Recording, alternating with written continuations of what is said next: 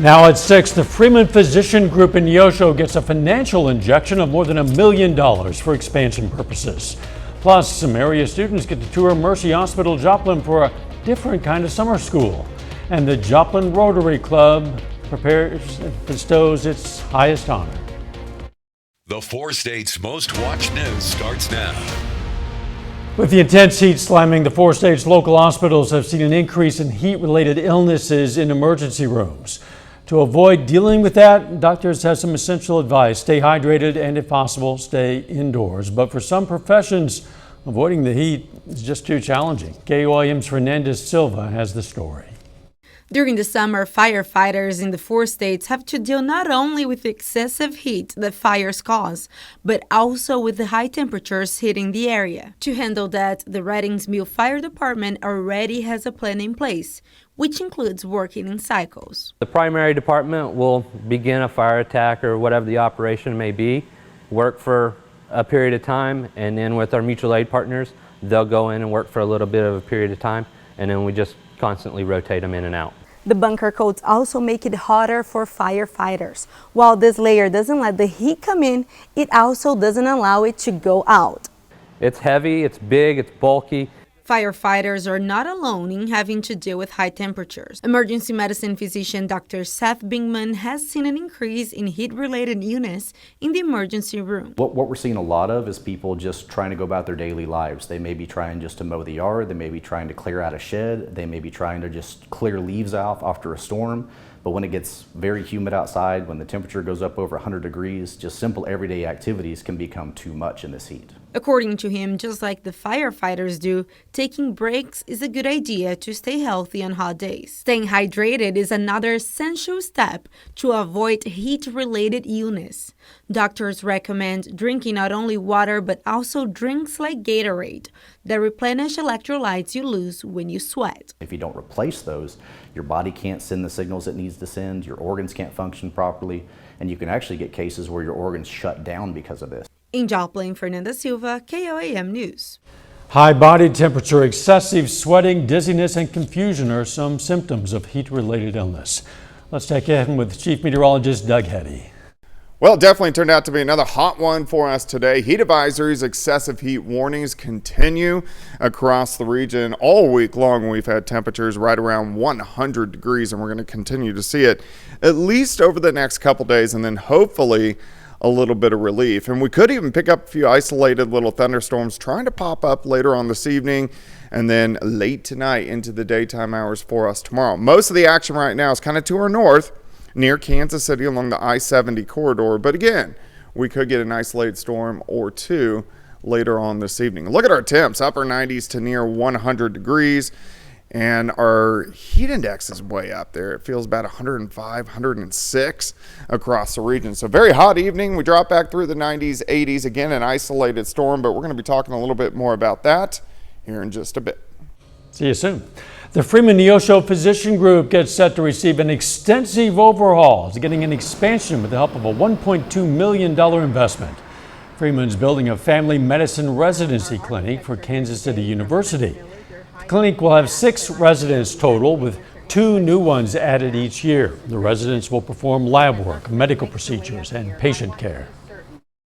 Our goal is to maintain health, so we're here to try to help people stay healthy for as long as possible, and when problems happen, to help address those in an effective and I guess cost-effective way. So to be able to care for an infant and your 95-year-old grandmother, the needs are different. And so to be able to practice in a rural community and have that constant exposure to things that you might not otherwise see in an urban area will help their training process and help them gain knowledge to care for very specific medical conditions.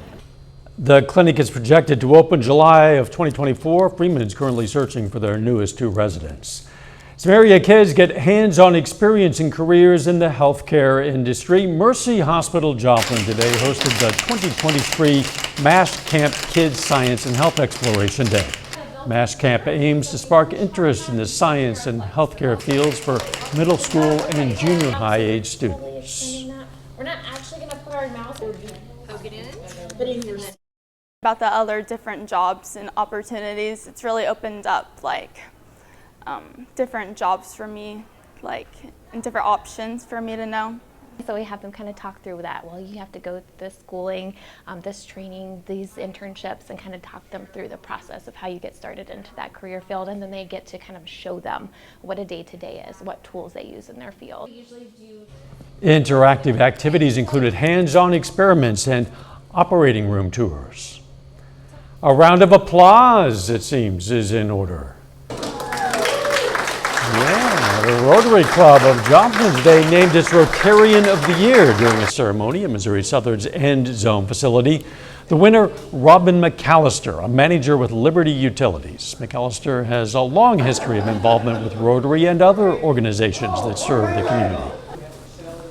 I joined Rotary 20 plus years ago, and I think with most service clubs, you go because it's just work and you want to help your community grow. But over the 20 years of working alongside these folks and helping serve the community, it really has developed into lifelong friendships. The organization says the award goes to a Rotarian who's gone above and beyond in service to the Joplin community and who exemplifies the Rotary principle of service above self during the past 12 months. Coming up, the Missouri Department of Transportation wants to hear from you, the public, on where to spend state funds and for what projects. Plus, it was a rough day for semis on I-49 when a pair of them overturned and disrupted traffic for almost 5 hours. MoDOT is inviting public input on what its funding priorities should be. The department, working with regional planning partners, has identified $1.1 billion in annual unfunded transportation needs for the system. Now it's asking the public to weigh in on just where the funds should go. We look at 3 tiers of projects for road and bridges, and then we have a tier of projects for multimodal needs. And so some examples of what we're looking at, the biggest projects include rebuilding the I-49 Route 171 interchange in Carthage, to upgrade it so that Route 249 can be interstate status. And then another project we're looking at is design and starting the phases of buying right-of-way for a west bypass of the Joplin metropolitan area. Missouri's Department of Transportation system covers more than 33,000 miles of roads and more than 10,000 bridges. Investigators say 2 semi-trucks that overturned along Interstate 49 today never actually touched each other. It happened just before 5 a.m. near the Goodman exit. The Highway Patrol tells us one semi overturned on the right side of the road. Then a second truck came upon the overturned semi, blocking the lane. That second truck swerved, missed the wreck, but overturned into the median on the left side. Authorities took one driver to the hospital. Doug returns with another look at your forecast, and a little bit later, plans for playoff glory might be a thing of the recent past for the Royals, but can they keep their late season hot streak alive? John tells us in sports.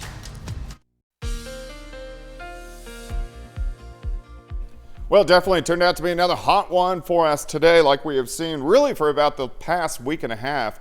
We had temperatures way up there, right around 100 degrees. We have gotten some clouds in here during the afternoon. We can't rule out an isolated thunderstorm or two as we go through the evening hours, but a nice shot. Indigo Sky Casino and Resort, of course, Indigo is just outside of Seneca, Missouri. All right, it's Thursday. Every Thursday, our new drought tracker, it updates, and not much improvement. You can see most of us, even our southern counties, were dry, and then we have a moderate drought from Miami to Monette, and then once you get up from Joplin to Pittsburgh, it is a severe drought, and then of course the red is showing us the worst. So we still need some rain. We do have some rain chances in the forecast as we go through the next couple days, but again, it's scattered. It's not very widespread. We did get that one widespread event this past Sunday, but since then we just haven't seen much across the region.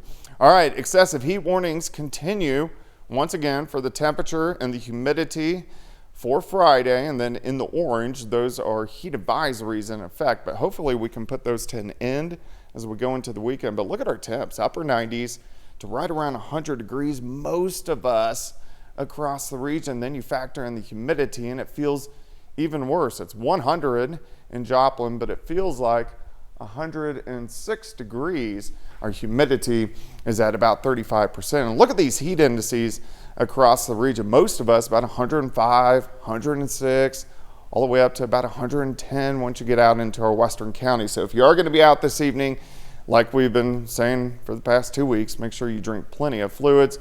We'll drop back through the 90s into the 80s, into the upper 70s later on tonight. We do have some clouds which have increased. We could get an isolated thunderstorm or two this evening, mainly along and north of I-44. I really think most of you are going to stay dry as most of the action is to our north near Kansas City, but at least we do have some chances getting back in here, and we do have another chance again late tonight into the morning hours. Here's the good news. Our big dome of high pressure that has been causing this heat is starting to slowly break down, meaning cooler temperatures are going to start to work in just a bit. All right, hit or miss storm this evening. Little better shot late tonight, especially along and north of I-44. So here's 6 a.m. So some scattered thunderstorms to start the day. We'll have a lot of clouds kind of left over, and then we heat up right around 100 again as we get into the afternoon hours, and a very slight chance we could see an isolated thunderstorm again late tomorrow. Maybe a little bit better chance late tomorrow night, and then heading into Saturday morning. Scattered thunderstorms, and then breaking out, partly sunny skies again. High temperatures right around 100 degrees, but we are going to start to trend downward as we go into the weekend. All right, a few scattered thunderstorms to start tomorrow. High temp, 101. Heat indices way up there again, 105, 106. As we go through the next couple days. So an alert day again tomorrow, 101, 100 on Saturday. But look at this, Sunday, 95, looking pretty good. 90 on Monday, 80s by the time we head into Tuesday. It still stays hot. It just gets a little bit better, and we are going to have chances for hit and miss storms just about each and every day. But dropping back down into the 80s sure sounds nice. John Dale's here now. Pitt State women's basketball is getting experience against some international competition. Yeah, that's right. The Gorillas just finished their first game of their Spain trip. I'll let you know how it went. And a Columbus High School softball player makes her college commitment. That's not too far from home. Those stories and more coming up next.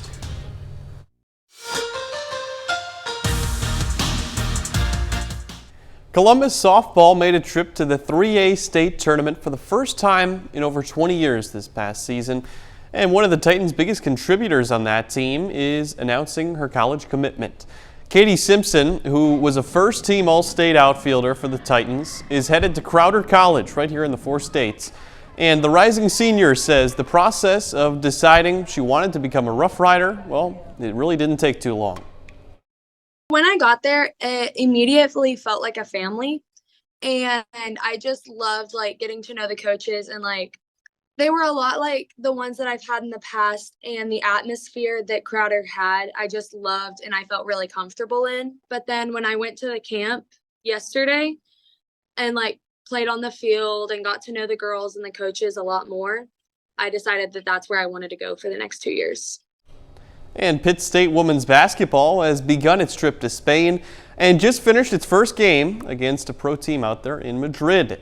The Gorillas won that first game earlier today, but a trip like this really isn't all about wins and losses. Head coach Amanda David was able to get every player on her team some playing time in this one, and it's a pretty special moment for PSU forward Alba Lozano, who's originally from Spain and got a chance to play on a court she's been on several times before.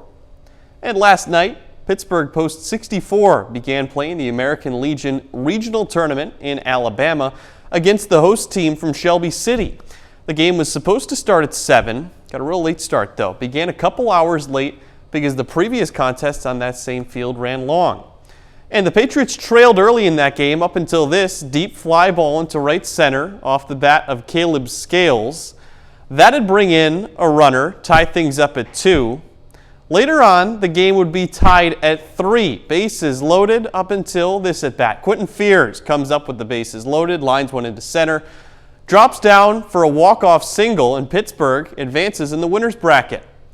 Now, after that win, the Patriots advanced to play the state champs from Arkansas tonight. That game scheduled to start right around now. If Pittsburgh does win that one, it moves on to the semifinals of the winner's bracket against the winner of the game between Mississippi and Troy, Alabama. A loss would send the Patriots down to the losers bracket. And in pro baseball, the Royals, one of the hottest teams in the league right now. No, I'm actually not kidding about that. They enter this afternoon game at Kauffman Stadium with a chance to cap off a perfect homestand. KC, winners of 5 straight entering today.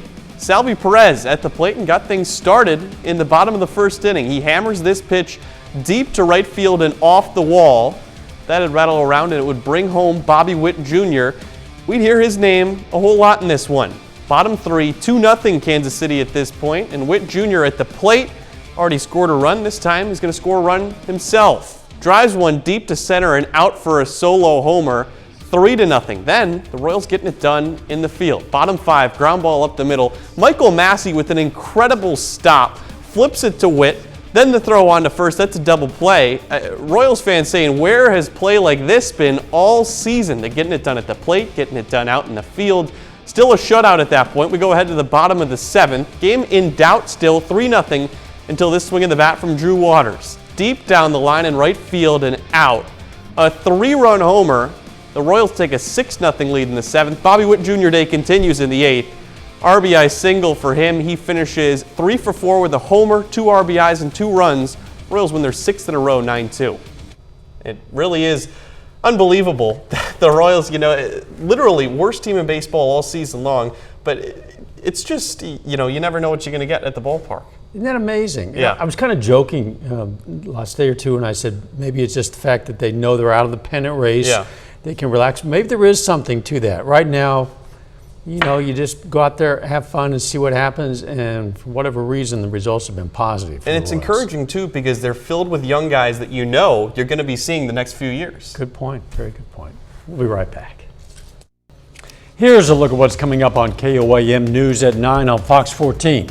We're going to meet a couple of Labette County High School students who are selling cookies to make sure their classmates have school supplies. You're going to want to check out that story. Plus, Miami High School hosts a resource fair for families ahead of the new school year. And Freeman Health System announces an extension of its partnership with Pitt State. All those stories and a lot more, of course, it's coming up tonight on KOAM News at 9 on Fox 14. Now here's Doug with a final look at the weather. All right, a few isolated thunderstorms for us tonight, this evening, and then again late tonight into tomorrow morning. But the heat sticks around for at least the next 2 days. The extreme heat, 101 tomorrow, 100 on Saturday, but then we drop into the mid-90s on Sunday. A high temperature of only 90 by the time we head into Monday, so at least we see some improvements as we go through the next few days. Doug, thanks. Arma, Kansas gives its residents a reason to kind of lie down on the competition. It's a bed race. Arma, Kansas. The Arma, Kansas homecoming is just around the corner. The festival, also known as Arma VJ Day Homecoming, dates all the way back to 1946 and is believed to be the oldest running Victory Day or World War II celebration in the country. This year they brought back the bed races where a team of 5 people, 4 pushers and 1 rider raced down Washington Street through the town. The nice thing about it is it's not like building a float where you got to have, this is anybody can do it. All you need is 5 people and a bed. Beds have to be designed with 4 functional wheels of any size. The design of the beds cannot be lewd, profane, or vulgar, as the event is family friendly and looks like a lot of fun to boot. The race takes place this Saturday at 11 following the parade. Final sports note. Post 64 Patriots from Pittsburgh playing again right now. They try to continue a march towards a regional championship. Thanks for joining us. We'll see you right back here at 10. Let's make it a great evening.